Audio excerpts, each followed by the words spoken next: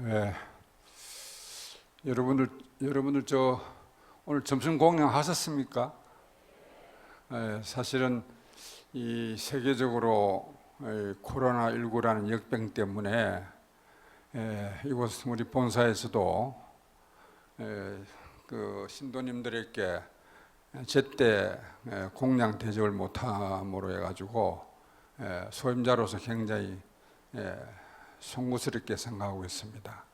빨리 한시바삐 이 코로나19가 소멸되어져서 우리가 다시 편안한 마음으로 이렇게 마주 대할 날을 우리가 기도를 통해서 열심히 정진하시길 바랍니다.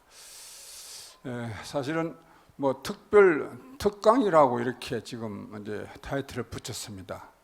그래서 이제 특강은 특강인 것 같습니다. 저기 불단이 올라가지 않고 이제 여기 앉아서 의자에 앉아서 굉장히 편안합니다. 그래서 옛날 그 어른 스님들이 그 성철 스님께서도 그런 이야기를 하셨죠. 산은 산이요, 물은 물이라는 말. 그건 뭐 저 밑에 초등학교 다니는 우리 어린 학생들도 그 이야기는 다 할 수가 있습니다. 사실은 불법이라는 것이 한 군데 집착되어 있는 것도 아니고, 방금 이 자리에 앉아서 지금 창문을 열어놓고 바깥 경계를 이렇게 보고 있으니까 지금 여러분 물소리 들리죠? 그러니까 이게 부처님이 법문 소리입니다. 옛날에 당나라 소동파가 그런 이야기 했지 않습니까? 광장설이다.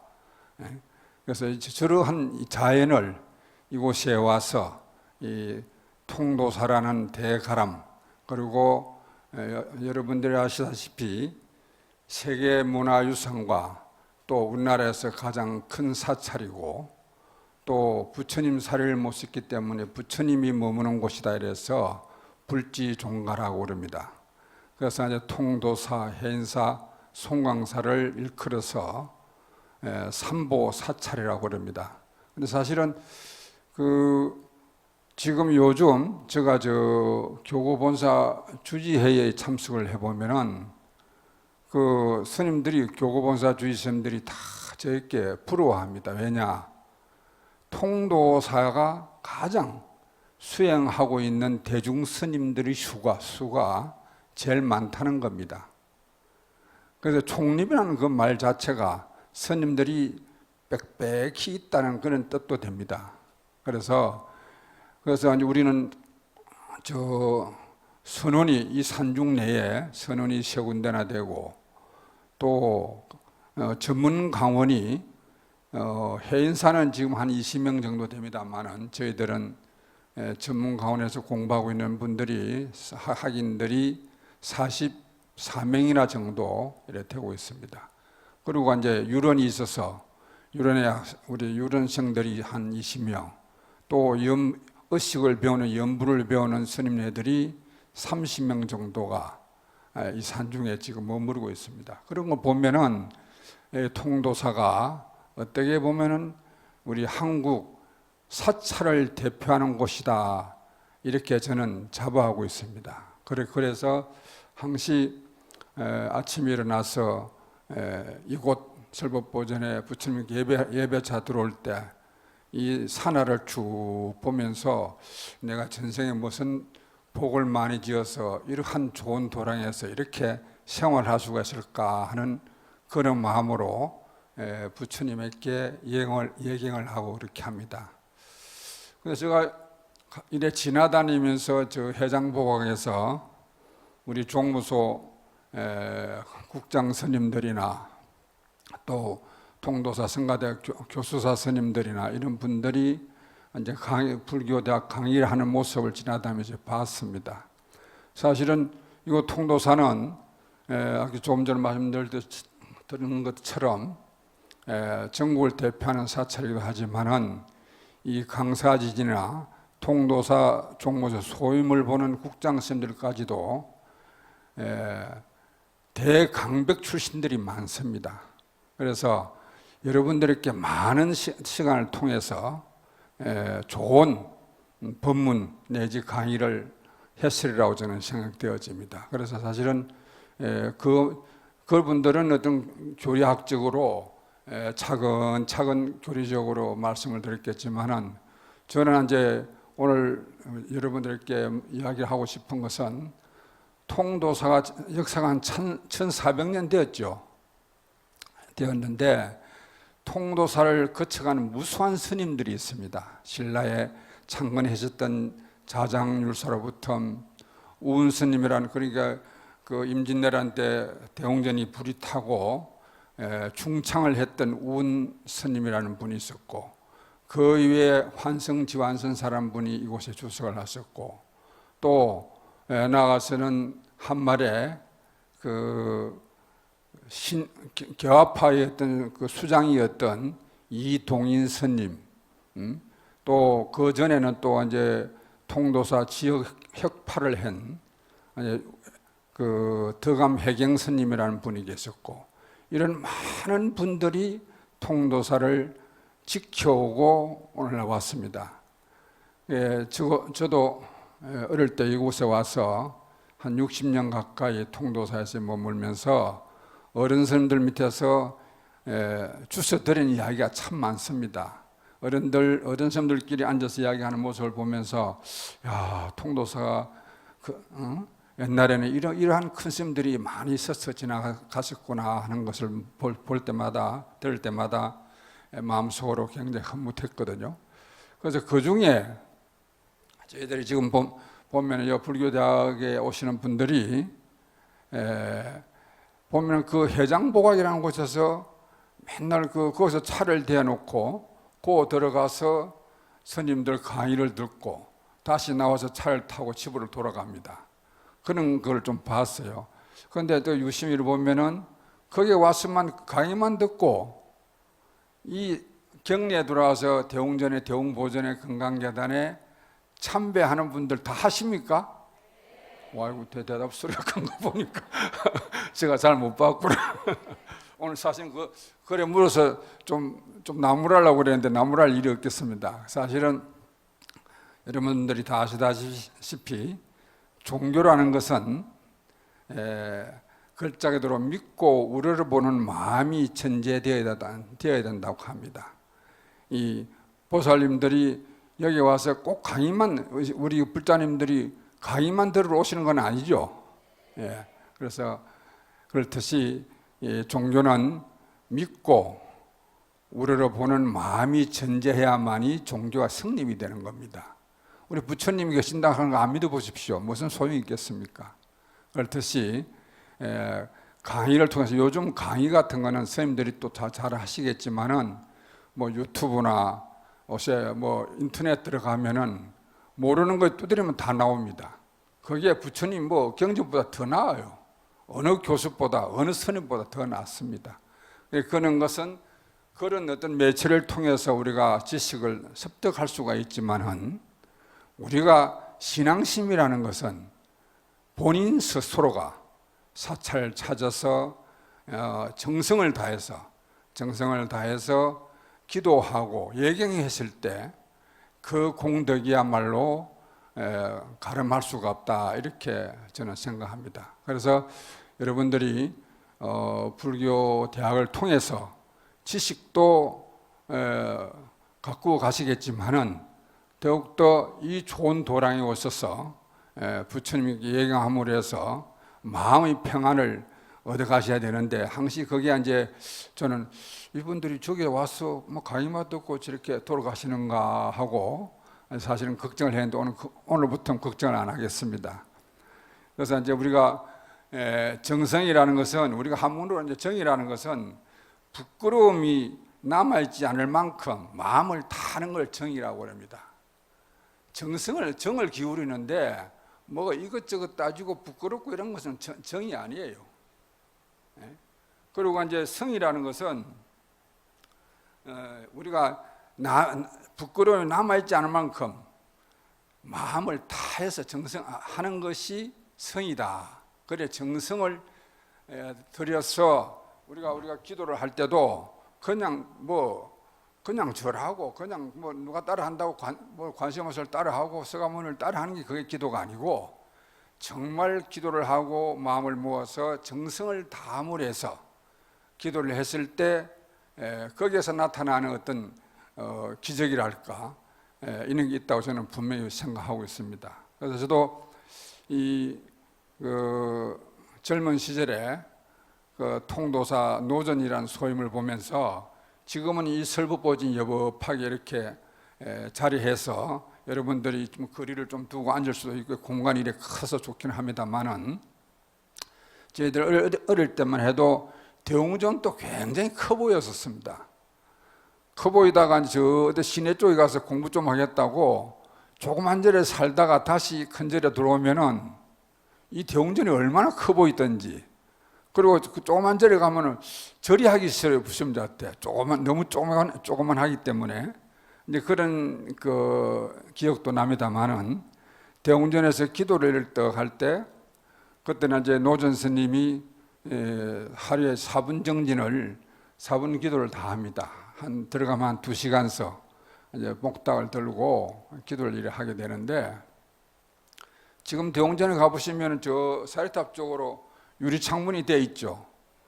그때는 이제 새벽녘 같은 데는 이제 기도를 하다 보면은 저 혼자 합니다.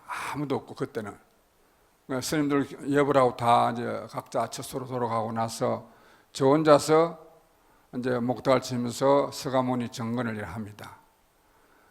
그러면서 한 2시간을 차례자세로 뒤꿈치를 딱 붙이고 차례자세로 2시간을 정건을 하다 보면은 나중에 정건이 끝나고 절을 하려면 무릎이 잘 안 구부러져요.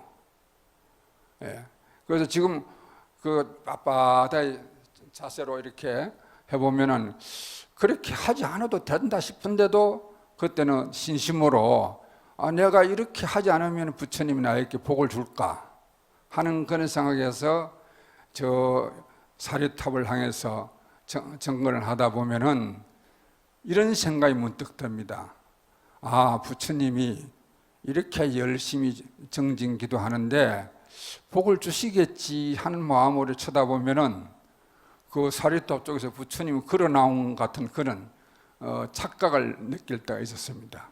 그래서 우리가 기도라는 것은 이런 정성이 기울어질 때 그 부처님도 감화를 하고 복을 주리라 생각합니다. 제가 그 찾아오는 그 신도님 한 분이 좀 오래전 이야기입니다. 신도님 한 분이 딸이 굉장히 이제 유치원생이었었는데 예뻤어요. 그래서 내가 귀여워하고 이랬는데 이 친구가 하늘 떠 와서 자기 어머니가 이제 막 법당에 가서 간신보살 정걸 하고 이래서 하니까 옆에 떠 앉아서 하는 소리가, 엄마, 부처님도 참 괴롭겠다, 꼬마가. 그래서 저 어머니가 멀쩡해가지고 그 보살님이 왜 이러니까, 무슨 많은 사람들이 다 부처님 명호를 이름을 부르는데 다 복을 줘야 되는데 얼마나 괴롭겠냐고. 그 순간에 제가 많은 것을 느꼈습니다. 정말 부처님이라는 분이 참 유실력이 다 대단하셔가지고 그 기도하는 분들의 어떤 소원을 다 들어줘야 되는데 정말 저래 들어주실까? 그럴 때는 우리가 근성으로 기도하는 것과 정성을 다해서 기도하는 것은 그 천냥지 차이다. 그래서 여러분들도 이 통도사에 오시면은 이런 도량이 없습니다. 그래서 옛날에 우리가 여기 서쳐갔던 큰 스님들 기도 이야기를 들어보면은 통도사에는 사리탑에서 방광을 자주 했다고 그래요.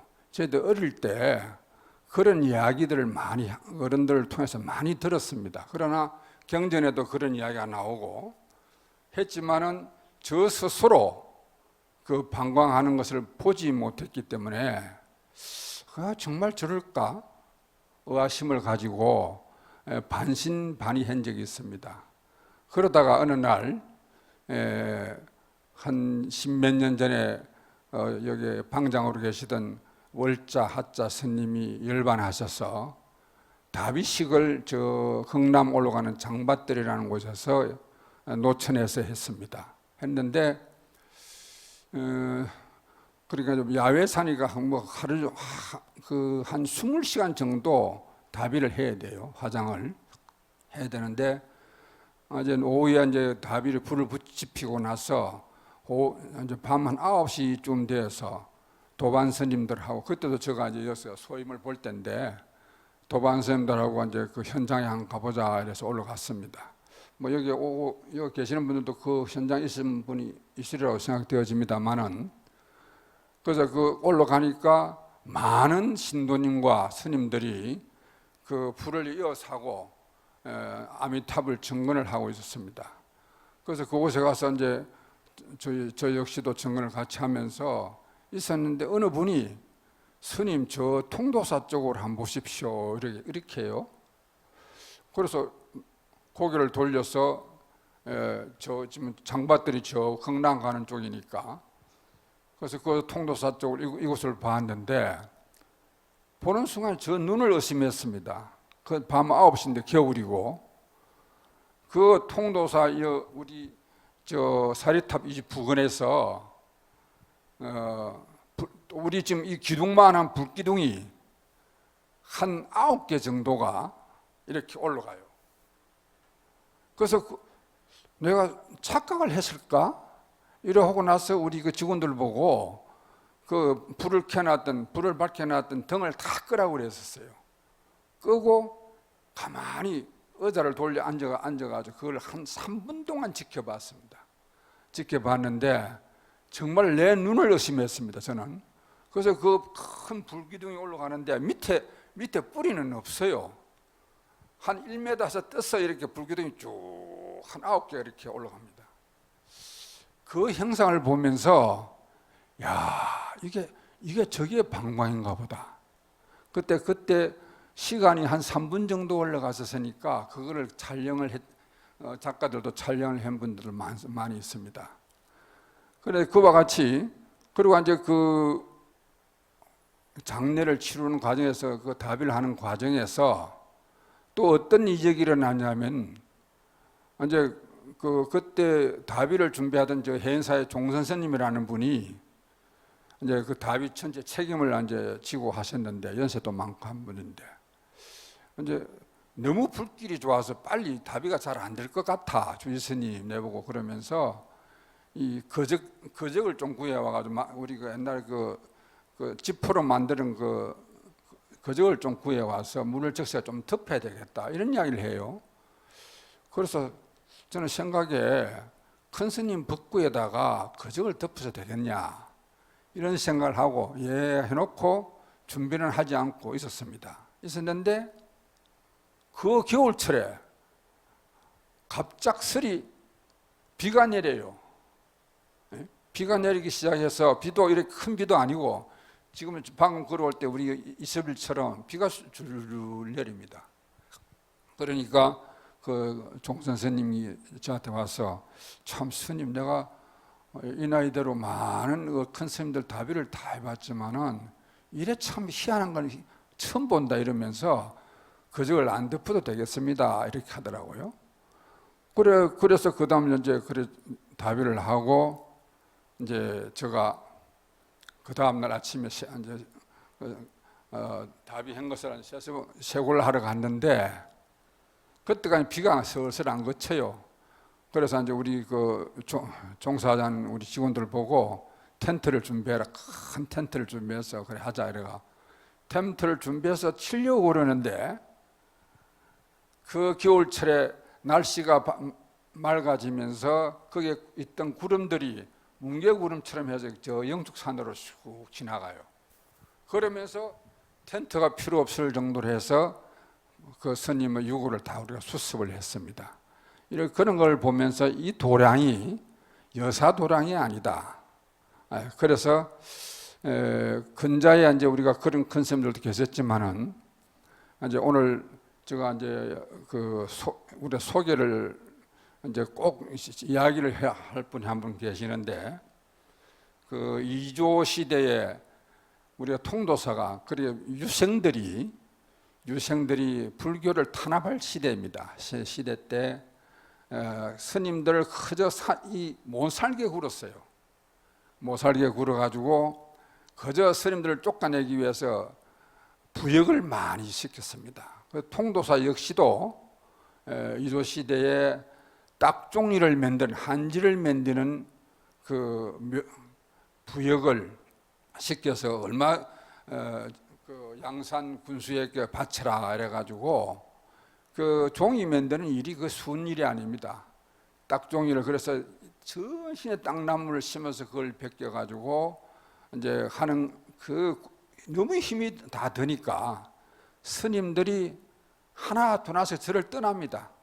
너무 힘들고 이제 그러니까 그럴 때 이제 대중 스님들이 모여서 이거는 저희들이 역사입니다. 역사고 이거는 싫어하고 그래서 정말 드라마적인 그런 이야기가 있는데 그래서 스님들이 모여서 도저히 우리가 이렇게 못 사니까 이 지역 부역 지역 종이를 만드는 부역 작업을 좀 멈추게 해야 되겠다.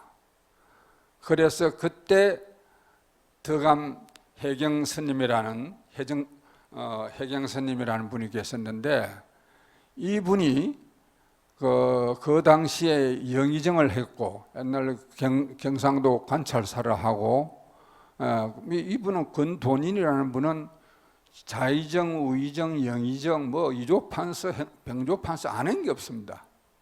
이 근본인이라는 어른이 이제 이 덕암 스님하고 고향 친구였대요. 고향 친구.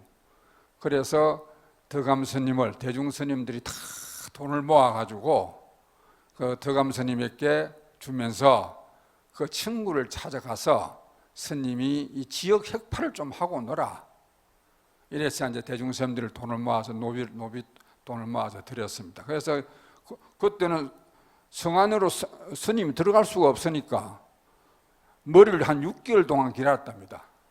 그 해경 스님이라는 그 덕암 스님이라는 분이 그래 머리를 기르고 갓을 쓰고 일반인처럼 선비처럼 해서 여기서부터 걸어서 이제 올라가죠. 지금 같은 문경세제 같은 데 가서 그 선비들하고 마주 앉아서 시도 논하고 이제 워낙 이분이 박학 다시 가다 보니까 이 뭐 모르는 거 하는 선비들하고 만나면 교류가 되고 이렇게 해서 이제 이야기를 하고 갔는데 그 과정이 정말 드라마틱합니다. 그게 정말로 그 우리가 드라마를 하나 만들어도 괜찮을 정도로 그런 이야기거리인데 그래서 가서 막상 서울에 올라갔는데 영의정을 만날 수가 없어요. 그래서 이 스님이 뭐를 하느냐? 그 한강에 물을 길러서 대감집에 파는 물장수를 그것도 아무나 못하는 거예요. 워낙 이분이 똑똑하고 부침성도 좋고 하니까 그래서 이제 그 물장수를 해가지고 물을 이렇게 어깨에 두 통을 메고는 다는데 그것도 초짜는 대감집에도 못 가는 거예요. 그래서 이제 인정을 받아가 나중에 스님이 대감집으로 물을 옮기는 그런 역할을 하게 됩니다.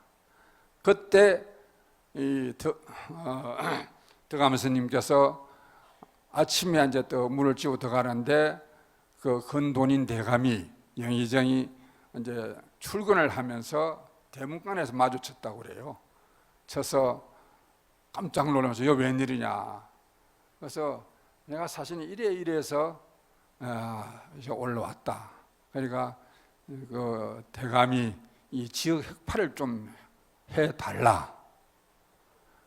이래서 그 인연으로 해서 통도사가 그 종이 만드는 부역을 면하게 되었는데 그 권돈인 씨가 그 시대가 언제 시대냐 하면은 그 우리 추사 글 자신은 추사 김정희 선생 아시죠?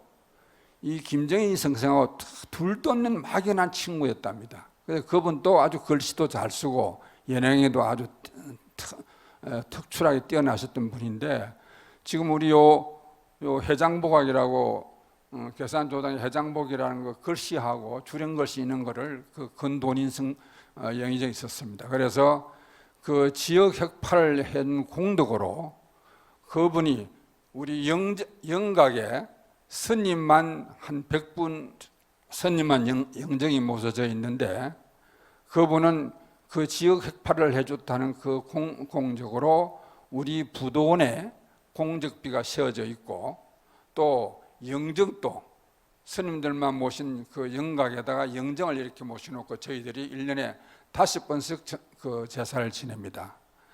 그래서 이런 큰 스님들이 통도사를 1400년 전부터 자정 스님이야 말할 것도 없고 임진왜란 이후에 우은 스님도 말씀을 드렸습니다만은 그런 분도 뭐 이루 말할 수 없지만은 이 덕암 스님이라는 분은 아주 근대사에서 아주 이런 업적을 남긴 분이 있어서 이 덕암 스님을 기리는 비석도 우리 부도원에 지금 비춰야 되었습니다. 그런데 일반적으로 보면은 일반 사람들이 통사에 오면은 많은 분들이 들어옵니다. 우리 산문을. 그러면 자기들 깜냥으로 야 통사는 사람이 많이 들어가니까 통사는 부자겠다 이런 이야기를 합니다. 여기 오시는 분들은 다 우리 매표 안 하고 들으셨죠? 그렇습니다. 통도사는 제가 소임을 살다 보니까 여기에 들어오는 한 60% 가까이가 매표를 안 하고 들어옵니다.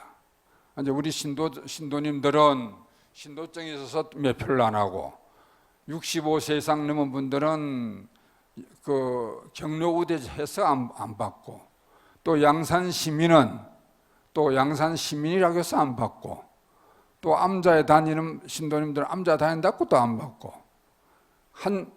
그러니까 한 40%가 우리가 매표 수입을 잡습니다. 그것도 우리 함부로 못 씁니다. 그것도 이제 은행에 예치해 놓고 총무원의 인가를 받고 이래 해서 이제 우리가 불사비로 이래 쓰게 되는데 제가 이래 살면서 요번 코로나 이 사태를 보면서 참 우리도 긴축해서 살아야 되겠구나. 우리 종무 소임자님도 보다 그런 이야기를 합니다. 왜? 지금 우리가 한 달에 통도사가 전기료만 한 5천만 원 나갑니다. 이거 다 그런 생각 안 해보셨죠? 우리 산중에 지금 전기료 나가는 것만 해도 한 5천만 원 정도 나갑니다. 그래서 그 건물을 유지하고 청소하고 가꾸고 보호하는데 많은 사람들이 동원되기 때문에 그 인건비 또한 많이 들어갑니다. 그러니까 이거 그냥 사는 게 아니에요. 스님들이. 그 스님들 보면 뭐 그냥 요즘 여름에는 뭐 옷이 탁 옷 입고 뭐 부채 하나 들고 밀짚 모자 쓰고 가면 신선 노름하는 것처럼 보일런지는 몰라도 스님들이 그냥 사는 게 아니다. 저 역시도 이거 소임을 맡으면서 비가 이리 많이 내리면은 이 설법보전이 좀 지은 지가 몇 년 되어 가지고 요즘 폭우가 쏟아지면 물이 좀 새요. 그러니까 비만 오면 걱정입니다. 이 당후에 정각에 비가 셀까. 그래서 험한 걱정을 다 해요. 또 겨울 되면 산에 불이 날까. 이런 걱정을 하면서 통사를 지켜옵니다. 그래서 제가 얼마 전에 그 이낙연 씨라는 분이 총리할 때 공관에 가서 그분을 한번 만나서 그런 이야기를 했습니다. 제발 좀 우리 사찰에 문화재 사찰에 전기료를 좀 인하시켜 달라. 그런데 농사 짓는 사람들은 농사 짓는다고 해서 인하시켜주고 산업하는 사람도 산업한다고 다 인하시켜주고 다 합니다. 우리는 일반 전기세를 내고 있습니다. 지금. 그래서 이 총리도 문체부 장관이라든지 문화재청장을 있는 자리에서 검토해봐라. 정말 이건 사실은 통도사가 스님들 그게 아니죠. 스님들은 지금 가람지기 하는 것밖에 없습니다. 그래서 내가 그분에게 그런 이야기도 했어요. 우리가 예산을 무슨 당후를 건치려고 예산을 따로 이야기하러 올라가면은 저 문화재청이나 올라가면요. 이 사람들은 뭐 자기 호주머니 있는 돈 내주는 것처럼 생색을 내요.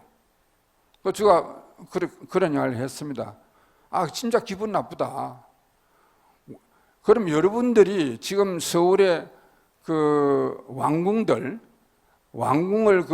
정부에서 관리를 하는데 그 어마어마한 예산이 들어간답니다. 거기가. 그 사찰도 여러분들 좀 관리를 좀 해라. 우리 스님들은 그냥 공부만 하고 있을 테니까 관리해라. 그러니까 돌아오는 말이 뭐라고 한 줄 아십니까? 자기들이 하면 예산이 너무 많이 든답니다. 그래서 이런 이야기를 왜 하느냐 하면은 스님들이 살아도 그냥 사는 게 아니에요.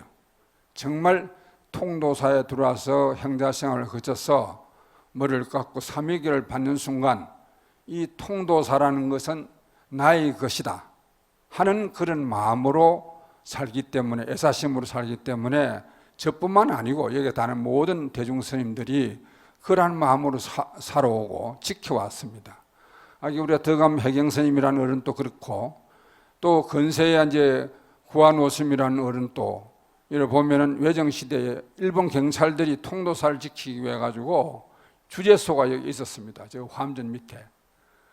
그리고 현병들이 맨날 정보를 편다고 이제 주실 옆에 어른거리고, 그래서 이제 구화선님이 겉으로는 이제 친일을 하는 것처럼 했고, 안으로는 통도사가 그때마다 농사가 많으니까 통도사가 부자였다고 그래요. 옛날에는 농사 많은 게 제일 부자였으니까요. 그래서 이 돈들을 어떻게 쓰느냐 이렇게 해서 자꾸 이제 고문을 하고 이래서 저희들 어릴 때 시봉을 할 때 보니까 그 큰 스님이 이제 몸을 이래 씻어 드리려고 보니까 목에 큰 흉터가 있어 뒤에.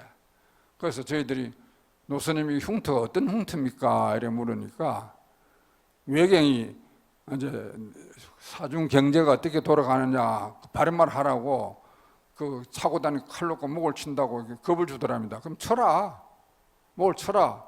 이랬는데 목은 치지 못하고 칼을 잘못 대가지고 흉터가 생겼다고 그런 이야기를 제가 직접 들었습니다. 그래서 그런 어른들과 또 저희들은 여기서 강원 생활할 때 그때는 공부할 시간이 없었습니다. 사실은. 왜냐하면 지금 이 자리가 옛날 텃밭이었습니다. 통도사 대중스님들이 먹고 사는 텃밭이었었는데 여기에 가서 농사 짓고 우리 저 장밭들에 있는 봄 되면은 모내기 한다고 공부 못하고, 가을에는 추수한다고 못하고, 겨울에는 산불 끈다고 공부를 못했어요. 또 그리고 이 지산 평산이라는 동네가, 이 동네에 있는 사람들이 그때는 돈이 없으니까 자기들이 절산에 와가지고 나무를 도부를 해갑니다. 나무도 비비 꼬여져 가는 건 안 베요. 이렇게 쭉 고독한 나무를 팹니다. 나이 연세 많은 분들은 좀 이해하실 거예요. 왜 그 쭉 고독 나무를 하느냐? 도끼질을 하기가 좋답니다. 도끼질 하기가. 비비 꼬올러간 거는 도끼질 하기가 힘드는데, 이게 이제 좀 고독 나무는 도끼만 싹 갖다 해도 좀 빠개진다고 그래요. 그래서 그거를 시장에 내다 팔아가지고 자기들 생필품을 사고 그랬습니다. 그렇기 때문에 스님들이 우리 통도사 산을 지키기 위해서 저 역시도 스님들이 한 3명, 2명씩 조를 짜가지고, 혼자는 겁이 나서 못 가요. 짜가지고 그 길목을 막 지킵니다. 그리고 이분들이 도를 해오면 그걸 우리가 빼뜨려가지고 지게도 뿌고, 그러면 이 사람들이 자기 생명줄이니까 살려고 막 낫으로 톱으로 우리를 찍으려고 합니다. 그런 과정을 겪으면서 저희들이 자라왔거든요. 근데 지금 이제 요즘 이제 절집에도 와서 머리 깎고 스님들 분들은 이런 이야기하면 이해 잘 못합니다. 정말 좋은 시대가 왔습니다, 사실은. 그러면서 통도사를 이제 지켜온 겁니다, 우리 저희들이. 그래서 스님들은 제가 가만 보면 가끔 와서 어떤 분들은 와서 그럽니다, 저한테. 야, 스님들 참 좋겠다. 이래 좋은데, 좋은 공기 마시고 좋은 경치에서 이래 사니까 얼마나 좋겠느냐 이렇게 합니다. 그래서 저는 그럽니다. 그럼 머리 깎으세요. 그리고 머리 깎고, 머리 안 깎더라도 저희들이 사는 것처럼 한 3일만 이어서 살다 가시라고 내가 그럽니다. 글쎄요, 여기 계시는 분들도 우리 불교 대학에 오신 우리 사부대중들도 3일간 우리처럼 꼭 같이 하고 살으라 하면은 여기 다 도망갈 거예요, 지금. 그래서 스님들이 정말로 우리가 부처님을 보호하고 또 부처님 경전을 많은 사부대중에게 널리 펴주고 또 이 가람을 보수하고 지키는 과정이 저희들이 책임이기 때문에 한시라도 우리가 좀 깨끗이 해놓고 살자 이런 생각을 합니다. 그래서 여러분들이 이제 스님들이 이만큼 고생하고 사시는 것만 좀 인정해 주시길 바라고, 제가 보면 우리가 보통 오늘 제가 쭉 이렇게 이야기를 하면서 이렇게 우리 신도님들은 모습을 이렇게 쭉 지켜보는데 다 훌륭하게 생기신 것 같아요. 그래서 옛날에 그 중국의 관리를 뽑을 때 그 기준을 네 가지를 뒀다고 그러지 않습니까? 신원섭판이라 이런 말이 있죠. 신이라는 것은 우리 몸뚱아리입니다. 얼굴이 어떻게 생겼느냐, 정말로 원만하게 생겼느냐 못 생겼느냐 이런 것을 보고, 또 은이라고 그러죠. 말하는 말씨를 봅니다. 말씨를 이래 보고, 또 그분이 글씨를 보고, 또 그분이 얼마만큼 판단을 잘 하느냐, 매사를 보고 어떻게 판단을 잘 하느냐, 이 네 가지를 기준을 해서 관리를 뽑는다고 그럽니다. 그런데 사실은 뭐 앞에 신도 중요하고 언행도 중요하고 하지만 이 판단력이라는 거, 이게 굉장히 중요합니다. 저는 그렇게 생각합니다. 이 판단력이 우리가 보면 자기 깜냥으로 판단하거든요. 보통 우리가 다 그렇습니다. 선생님들은 지가 갖고 있는 그릇이 조그만 줄 모르고 그 그릇에 맞는 이 들어있는 그것만 이야기하는 거예요. 그러다 보니까 그 그릇보다 큰 그릇을 가진 사람이 들으면 웃은 이야기예요. 제가 사실은 우리 여기 지금 앉아 계시는 국장선생님들이 다 강백 출신이고 강사 출신들인데, 이분들은 교류를 입각해서 차근차근하게 교류 강의를 잘 하십니다. 사실은 저는 그런 데는 좀 모자라는 편이에요. 이제 그래서 우리가 이제 판단이, 우리가 살아가면서 저는 항시 그런 생각을 하는데, 한 번은 저도 이제 가래늦게 이 소임을 보다가 통사 주지를 하고 하다가 한 16년 전에 소임을 놓고 좀 늦게 선방을 가게 되었습니다. 처음에 선방을 갈 때 겁이 좀 났어요. 내가 과연 선방에 가서 젊은 수자스님들하고 같이 함께 정진을 할 수 있을까 하고, 그래 태백산 정암 법흥사라는 곳에 가서 선방 가서 일주일간 기도를 했어요. 선방 가서 아무 무탈하게 좀 해주십시오 하고 부처님한테 기도를 일주일간 하고 선방을 들어갔는데, 그래 그 선방에 입문을 하고 나서 줄곧 이제 전국의 유명한 도량, 옛날 큰 스님들이 주석하셨다는 좋은 도량을 찾아다니면서 공부를 했습니다. 근데 그 봉암사 아시죠? 봉암사.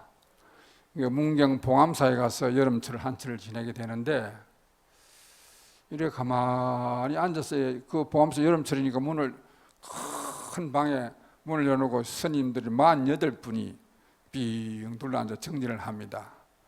그런데 입성 스님이 입선 죽비를 3번 치면은 순간적으로 조용합니다. 근데 먼저 처음 먼저 들어가고 공부하고 하니까 정말로 시간이 좀 지나서 정말 스님들이 안 졸고 앉아 있는가 싶어서 눈을 싹 돌려보면은 다 꼿꼿이 앉아 계세요. 그래도 숨소리 하나 안 들립니다. 이제 그런 공부를 이래 하면서 제 방을 쭉 다니면서 무엇을 느꼈느냐, 도가 어디 있을까? 우리가 깨쳤다는 것은 무엇일까? 화두를 통해서 뭐 정진을 하기는 합니다만은 그런 생각을 잡념이죠. 망상을 나름대로 피워봤는데, 그래서 선방에 다니는 스님들이 한 40년, 50년 다니는 스님들이 많거든요. 그런데 그거 아무나 못합니다. 그 정진을. 하루에 10시간씩 가만히 앉아놓으면, 제가 아는 어떤 사업하는 사람은 잘 못해가지고 교도소도 좀 갔다고 하는 사람이 있는데, 이 사람은 이야기가 그래요. 나는 차라리 교도소가 낫지 선방은 못 가겠다 이렇게 해요. 그런 이야기를 해요. 그 선방에 가만히 앉혀놓으면 1시간씩 앉혀놓으면 하루에 10시간씩 앉혀놓으면 그거 보통 인내력은 안 됩니다. 그래 그걸 30년, 40년, 50년 이렇게 줄곧 하는 분들이 있거든요. 그래 그분들을 내가 쭉 이렇게 제 방에 다니면서 그분들을 쭉 봅니다. 이렇게 보면서 그분을 가만 보면서 좀 그분들에게는 죄송한 이야기지만은 저분이 무슨 공부를 했을까? 그 스님들이 보면 이제 단순해지는 게 사실은 공부가 끝이에요. 예? 우리가 다시 어머니 뱃속에 태어난 것처럼 깨끗한 모습으로 돌아가는 것이 공부예요. 우리가 살면서 때가 많이 묻었지 않습니까? 그렇듯이 단순해지는 건데 과연 저래 단순해져서 저랬을까? 아니면 자기밖에 모를까? 이런 생각을 망상을 펴봤어요. 그러면서 그럼 도라는 게 과연 어딨냐? 뭐 우리 서법보전 안에 있는 것도 아니고 부처님 저 대웅전에 있는 것도 아니고 이 도랑에 있는 것도 아니다. 그럼 도가 뭘까? 이런 생각을 쭉 이렇게 연결고리를 가지고 생각을 하다가 문득 어떤 생각을 하게 되냐면은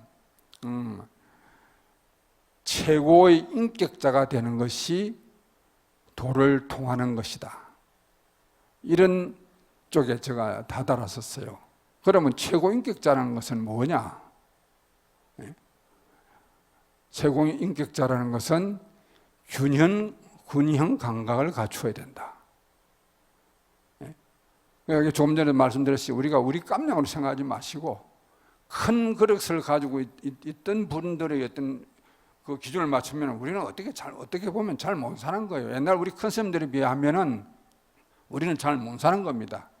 그렇듯이 균형 감각을 갖춰야 되는데 과연 이 균형 감각을 가지신 분들이 누굴까?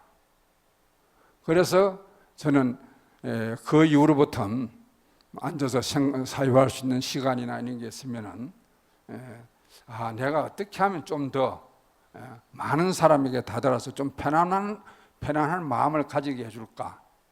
이제 이렇게 생각이 점철이 되었었습니다. 그래서 우리가 200년 전에 그 음악을 좋아하시는 분들이야 뭐 다 아시겠지만은 베토벤이나 이런 대단한 분들이 있었지 않습니까? 이분들이 이 대자연을 봤을 때 그 대자연의 그 기쁨을 곡으로 다 만들어 놨어요. 그래서 오늘날 200년이 지나가는 오늘날 우리가 그 곡을 듣고 있어도 여러분들 다 공감하시잖아요. 200년 전 건데 옛날 건데 왜 우리가 공감을 해야 됩니까? 그래서 저는 우리가 베토벤이나 그런 분들을 갖다가 소리악자, 성인성자, 악성이라고 그러죠. 그분도 부처예요. 그러니까 부처라는 것은 자기가 가는 길, 자기가 하고자 하는 길을 남의 타의 추종을 불허할 만큼 앞서가는 사람이 부처다. 이렇게 나는 정의를 내리고 싶습니다. 그래서 여러분들도 각자 하시는 직업이나 각자 갈구하고 있는 원이나 이런 게 다 있으리라 봅니다. 그래 이런 좋은 도랑과 이런 좋은 사찰에 찾아와서 정말 스님들 강의를 들으면서 그거를 걸음 삼아서 정말 기도 정진을 통해서 여러분들이 정말 균형 감각을 갖출 수 있는 그런 불자가 되어 주시기를 바랍니다. 그러기 위해서는 우리가 부단한 노력을 해야 되겠죠. 그래서 오늘은 우리가 살아가는데 어떤 분들이 우리가 보면은 하나를 배운 사람은 하나밖에 이야기를 못해요. 우리가 초등학생이 와면은 초등학생하고 맞는 눈높이를 맞춰서 이렇게 저희도 가끔 어린애를 보면서 나는 큰데 어린애는 요만하니까 우리가 주저앉지 않습니까? 앉아서 이야기 대화를 하듯이 또 그리고 대학생을 보면은 대학생에 맞는 이야기를 할 수 있어야 되고 이러한 사람에 따라서 부처님도 중생의 병에 따라서 다 약을 지어 줬거든요. 그게 바로 그런 게 균형 감각입니다. 그래서 이런 균형 감각을 갖추어서 통도사에 이제 불교 대학에 오시는 분들은 더욱더 정말로 어디 가셔도 통도사 불교 대학을 나와서 저러한 감각을 갖추고 있구나. 그 감각이라는 것은 예술적인 감각도 있을 것이고 호망이 있을 겁니다. 그런 것을 어떤 책자를 통해서 스님들이 어떤 강의를 통해서 많이 습득하시기를 바랍니다. 오늘 뭐 두서없는 이야기를 해서 죄송합니다. 오늘 이걸로서 마치겠습니다. 네.